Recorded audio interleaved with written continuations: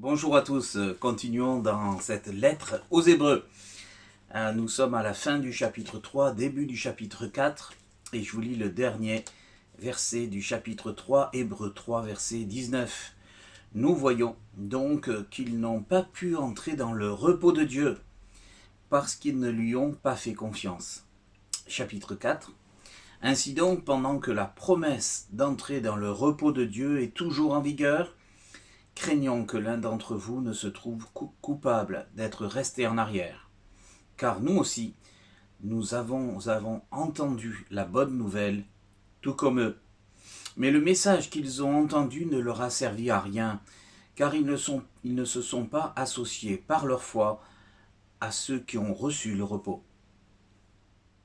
Chaque week-end, les travailleurs peuvent souffler et profiter d'un repos bien mérité.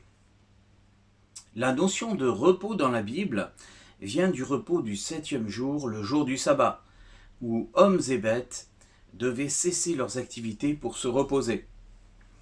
Dieu dit en Genèse 2 qu'il institue ce jour du repos pour qu'il lui soit réservé, c'est-à-dire pour que l'homme puisse matériellement prendre du temps pour l'adorer.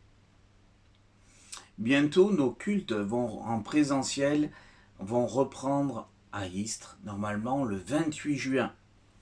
Et malgré les craintes légitimes qui sont les nôtres, je vous encourage à venir nombreux pour reprendre nos louanges et nos prières collectives adressées à celui qui nous a sauvés et qui mérite pleinement notre adoration. Venons pour rentrer dans le repos de Dieu et pour en profiter. Rentrer dans le repos de Dieu, c'est aussi la notion de prendre un temps de qualité avec Dieu chaque jour. Nos vies sont si trépidantes avec toutes nos activités, s'occuper des enfants, le travail, les tâches domestiques, les courses, que souvent notre temps de piété en souffre. Pourtant, c'est ce moment où nous sommes avec Dieu, où nous pouvons nous confier, où nous pouvons nous ressourcer, retrouver la joie, où nous pouvons exprimer notre reconnaissance, où nous pouvons faire jouer notre esprit d'adoration. Ces moments avec Dieu, dans son repos, sont bons et répondent aux besoins des enfants de Dieu. Un des effets bénéfiques du Covid est qu'il a stoppé notre élan et notre course pour faire toujours plus et pour passer du temps avec Dieu toujours moins. Alors, chers amis, profitons de ce bouleversement qu'a amené le Covid pour jouir tout à nouveau du repos de Dieu, de sa présence, et cela sur le long terme.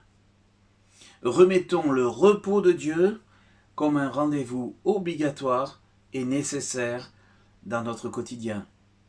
Profitons pleinement du repos avec Dieu. Soyez bénis, chers frères et sœurs, et bonne suite pour votre semaine.